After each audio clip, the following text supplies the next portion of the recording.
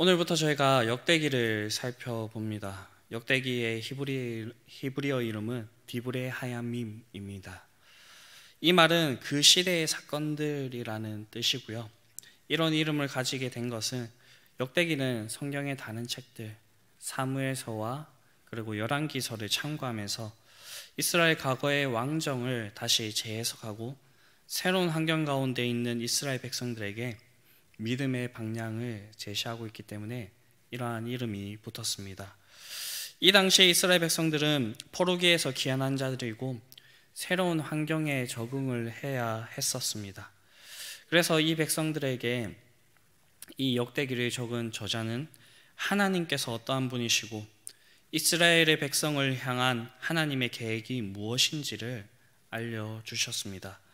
그래서 역대기는 모세오경과 같은 그런 역할을 하는 것 같습니다. 새로운 환경, 이 당시에도 이스라엘 백성들이 출애굽하였고 가나안 땅에 정착하는 그러한 가운데에 있었습니다. 그들의 아버지 어머니를 통하여서 하나님께서 어떠한 분이시고 자신의 조상이 어떠한 분이신지에 대해서 들었겠지만 그것을 온전히 이해하지는 못했습니다. 그렇기 때문에 모세는 이 모세오경을 적어서 하나님께서 어떠한 분이시고 하나님께서 어떠한 일들로 이 백성들을 어떠한 연유에서 이 백성들을 이렇게 자신들을 인도해 주시고 이 가나안 땅에 정착하게 하시며 살게 하시는지를 알려주는 것입니다. 이와 같이 70여 년 만에 포로지에서 귀환한 이스라엘 백성들에게 역대기는 이스라엘 백성들이 어떠한 혈통을 가지고 있는지 그리고 이 혈통이 하나님으로부터 왔다는 그 사실을 알려줌으로써 자신들의 정체성이 하나님께 있다는 그 사실을 알려주고 있는 것입니다. 또한 이스라엘 족보 가운데 드러난 하나님의 역사를 통하여서 포로기에 돌아와서 그 암울한 그 현실을 맞이할 때에도 이 현실을 바라보는 것이 아니라 하나님께 소망을 두면서 살아갈 수 있도록 그렇게 이 이스라엘 백성들을 격려하는 그러한 역할을 했습니다. 특히 오늘 저희가 살펴보는 이 1장부터 9장까지 족보가 계속해서 이어집니다.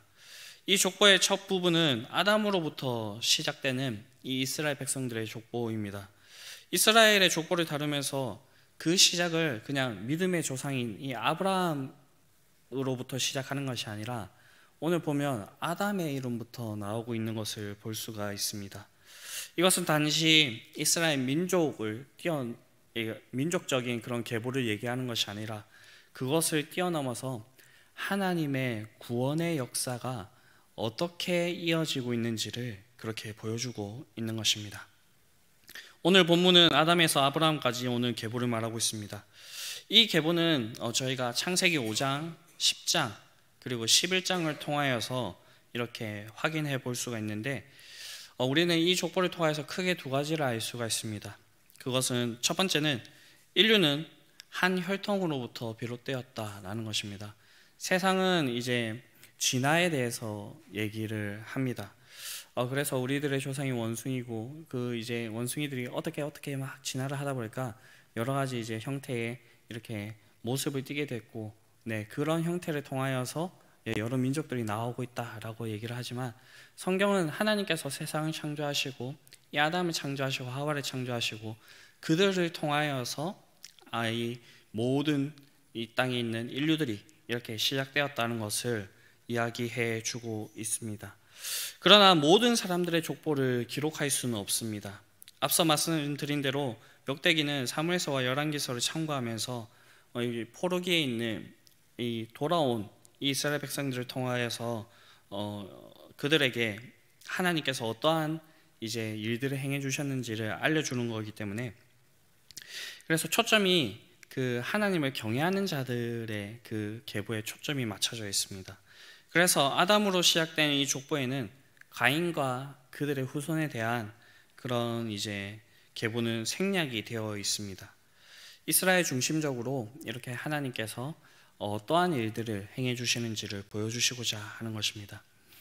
그렇지만 하나님께서는 이 계보를 통하여서 하나님의 구원 역사는 보편성이 있다는 것, 열려 있다는 것, 하나님의 구원의 역사가 모든 사람들에게 열려 있다는 것을 이렇게 얘기해 주고 있습니다. 성경을 보게 되면 특히 구약을 보게 되면 이 이스라엘 민족을 통하여서 하나님께서 일하시는 모습을 볼 수가 있는데, 그래서 많은 이제 성도들이 오해를 합니다. 하나님께서 이스라엘 택하시고 이 민족만 구원을 하시려고 하시는 모습이구나 라고 이렇게 생각을 할 수 있겠지만, 저희가 구약의 성경을 찬찬히 읽어보다 보면 예상외로 많이 이방인들에 대한 그러한 정보들이 나오고 있습니다. 이것은 하나님께서 이 구약에도 하나님의 구원이 전 세계로 열려져 있다는 것을 그렇게 보여주고 있는 것입니다. 대표적인 것이라 본다면 기브온 족속, 그리고 갈렙, 라합, 룻과 같은 그러한 인물들을 들 수가 있을 것입니다. 하나님께서는 이 이스라엘 백성들을 택하여 부르시고요, 이 이스라엘 백성들이 하나님의 말씀을 잘 순종해서 따를 때 하나님께서 이들에게 어떻게 갚으시는지, 어떠한 복을 주시는지, 그리고 그들을 통하여서 행하시는 그 일들을 통하여서 이 세계 가운데서 하나님을 알리고 믿는 자들을 더하시기를 원하셨다라는 것입니다. 하나님은 첫사람 아담을 지으시고 에덴 동산을 경작하게 하셨습니다. 에덴 동산에는 선악을 알게 하는 나무와 생명나무가 있었습니다.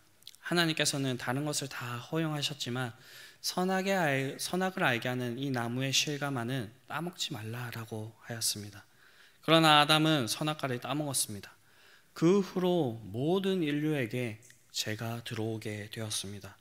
그 후에 가인과 아벨의 사건이 있었습니다. 가인은 하나님의 벌을 받아 유래하는 자가 되었고, 아벨을 대신해 하나님께서는 이 아담의 가정에 셋을 주셨습니다. 셋을 통한 하나님을 아는 자들의 계보가 이어집니다. 에노스, 게난, 마랄레, 야렛, 에녹, 무드셀라, 라멕, 노아입니다. 그 중에서 에녹은 하나님과 동행하는 자였고, 죽음을 보지 않고 하나님께서 이렇게 불러가신 그러한 인물입니다. 이들은 하나님과 동행하는 자들이었고 하나님을 경외하는 자들이었습니다. 이와는 다르게 이 세상은 더욱더 죄악으로 물들어가기 시작합니다. 그래서 노아의 때에 이르러서 하나님께서는 이들을 심판하십니다. 저희가 너무나 잘 알고 있는 홍수 심판입니다. 하나님께서는 이 홍수 심판 이후에 노아의 가족들을 통하여서 이 세계를 다시 새로 시작하셨습니다. 하나님은 아담과 하와를 창조하시고 그들에게 주어졌던 언약을 이 노아의 가족에게 줍니다. 그것을 생육하고 번성하여서 땅에 충만하라고 하는 그러한 약속이었습니다. 본문은 노아의 세 아들 중에서 먼저 야벳의 자손을 소개하고 있습니다. 오늘 본문 5절에서 7절에 나오고 있는 그 명단입니다. 야벳의 아들들은 모두 7명으로 노아가 예언한 대로 번성하였습니다. 하지만 7의 아들들 중에서 고멜에게서 난 세 아들과 야완에게서 난 네 아들만 기록되고 나머지 5명의 아들들은 생략하고 있습니다. 이렇게 생략하고 있는 이유는 이 족보가 창세기 10장 2절부터 5절까지의 그 말씀을 이렇게 따온 것인데요. 이것과 비교해 본다고 했을 때 고멜과 야완의 아들들 중에서 한 사람의 그런 철자만 다를 뿐 이것이 동일하다라는 것을 이야기해 주고 있습니다.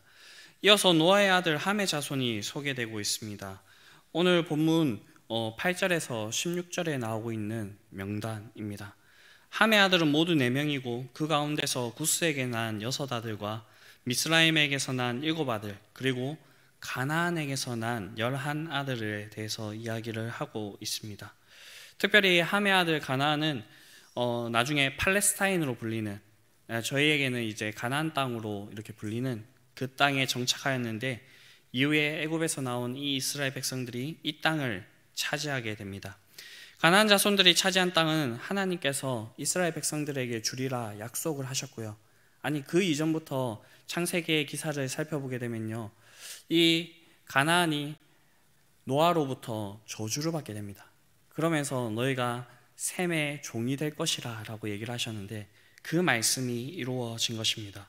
여호수아의 인도하에 이루어진 정복전쟁과 솔로몬 통치하에 있을 때 이 모든 땅들이 정복되는 그러한 일들을 저희가 성경을 통하여서 볼 수가 있습니다.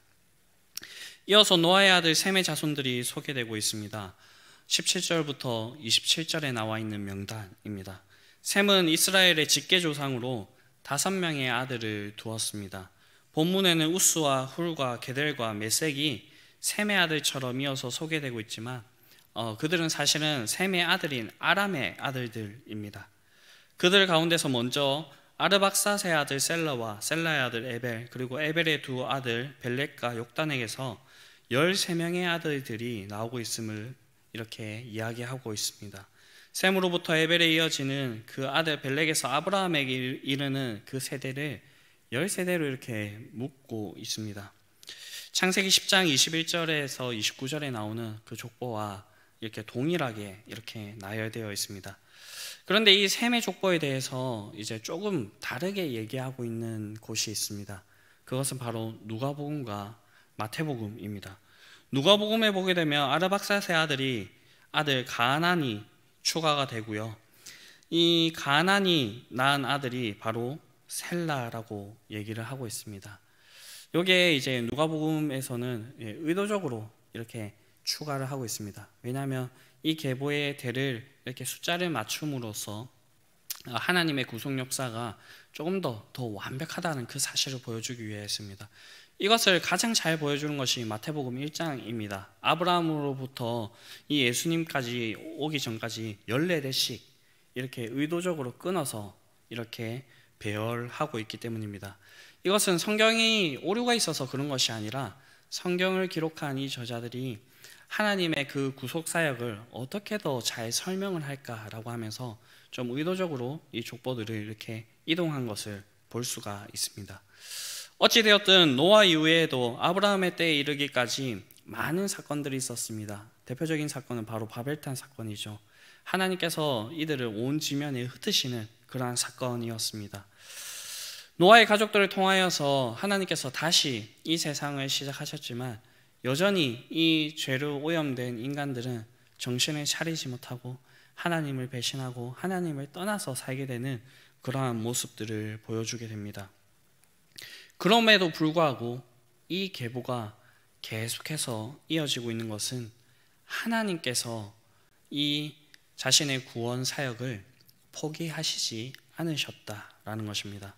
하나님의 때가 이르러 하나님께서는 아브라함에게 찾아가셨고 그를 부르시고 자신의 친구로 삼아주시면서 그를 구원의 사역 가운데서 이렇게 이끌어 가십니다.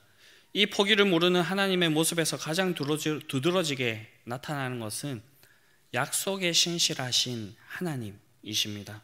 성경에는 많은 약속들이 담겨져 있습니다. 하나님께서 해주신 약속입니다. 범죄 이후에 하나님께서 주어주신 그 약속은 무엇이냐면 바로 뱀의 후손과 여자의 후손에 대한 이야기입니다. 이 여자의 후손이 장차 오게 될 것인데 그분은 바로 예수님이시죠. 그리고 그 예수님께서 하실 그 일이 무엇이냐면 이 뱀의 머리를 깨뜨리는 그러한 일입니다. 이 약속들이 점차 이 성경 안에서 아브라함에게 다윗에게 이 이스라엘 백성들을 통하여서 더 밝히 보여지게 되었고요. 결국에는 하나님의 구원의 말씀을 우리에게 보여주셨습니다. 세상 사람들은 모르겠지만 지금 여기에 계신 저와 여러분들은 이런 하나님의 구원의 은혜를 받은 자임을 그렇게 믿습니다. 이 은혜 받은 것이 우리의 공로가 아닙니다. 그렇죠. 우리는 하나님 앞에서 여전히 불순종하는 모습들을 보이고 하지만 하나님께서 이 약속에 신실하셔서 우리를 포기하지 않으시고 끝까지 우리를 붙들고 계시는 것입니다. 그렇기 때문에 이러한 약속이, 이러한 사실들이, 이러한 진리가 우리에게 소망이 되는 것입니다. 우리가 때로는 연약하여져서 하나님의 손을 놓을 때가 있지만 하나님께서 우리를 끝까지 붙들고 계시기 때문입니다. 그리고 반드시 우리를 하나님을 믿는 사람으로서 하나님의 신실한 사람으로 그렇게 빚어가시기 때문입니다. 이러한 사실을 기억하시고 우리가 먼저 감사할 수 있는 자들이 되었으면 좋겠습니다. 그리고 우리가 해야 될 것은 우리는 하나님을 믿는 사람으로서 이 세상 가운데서 힘써 살아가는 것입니다. 주일에 들었던 말씀처럼 그것이 우리에게 복된 길이고요, 우리에게 참된 행복을 가져다 주는 그러한 길입니다. 그렇기 때문에 우리는 이러한 말씀들을 생각하면서 우리의 의지적으로 정말 하나님의 백성으로 하나님의 말씀을 따라가기 위해서 그렇게 살아가는 노력이 필요하다라는 것입니다. 하나님께서는 우리의 연약함을 아시기 때문에 모든 장치를 이렇게 마련해 놓으셨습니다. 신약에 와서 그 장치들이 더욱더 우리에게 밝혀졌죠. 네, 예수님께서 보내주신다고 하신 그 보혜사, 우리를 보호하시고 은혜를 베푸시는 그 성령 하나님께서 우리와 함께 있을 때, 우리가 성령 충만할 때 우리에게 이러한 일들이 풍성히 일어날 수 있다라고 그렇게 이야기를 하고 있습니다. 그리고 우리에게 이러한 모습이 있을 때 하나님께서 우리를 통하여서 기대하시는 모습, 바로 우리를 통하여서 하나님의 역사가 이 땅 가운데 드러나고요, 하나님을 믿는 자들이 우리의 모습을 통하여서 더하여지는 그러한 일들을 우리를 통하여서 하실 것입니다. 특별히 오늘 저희가 이 계보를 쭉 살펴보고 있는데, 이러한 계보가 저와 여러분들을 통하여서 계속해서 이어질 수 있게 되기를 간절히 바랍니다. 저도 처음부터 믿음이 있었던 것은 아닙니다. 저희 집은 저희 할머니로부터 시작된 그 믿음이 아버지에게 이어지고 저에게 이어졌습니다. 아마 여기서 믿음의 대를 이어오신 그런 분들도 계실 것이고요, 아니면 본인이 믿음의 첫 세대인 분들이 있을 겁니다. 네, 이러한 믿음들을 잘 지켜나가서 우리의 가문이, 우리의 가정이 하나님 앞에서 바로 설 수 있게 되고요, 그리고 이 계보는 지금 완전히 완성이 되었지만 하나님 생명책에 적혀져 있는 그 계보에는 반드시 우리의 이름과 우리의 자녀들의 이름이 올라갈 수 있는, 우리의 후손들의 이름이 반드시 올라갈 수 있는 그러한 일들이 오늘 우리에게 풍성히 일어날 수 있게 되기를 간절히 바랍니다. 주기도문 하시겠습니다. 하늘에 계신 우리 아버지, 아버지의 이름을 거룩하게 하시며 아버지의 나라가 오게 하시며 아버지의 뜻이 하늘에서와 같이 땅에서도 이루어지게 하소서. 오늘 우리에게 일용할 양식을 주시고 우리가 우리에게 잘못한 사람을 용서하여 준 것 같이 우리 죄를 용서하여 주시고 우리를 시험에 빠지지 않게 하시고 악에서 구하소서. 나라와 권능과 영광이 영원히 아버지의 것입니다. 아멘.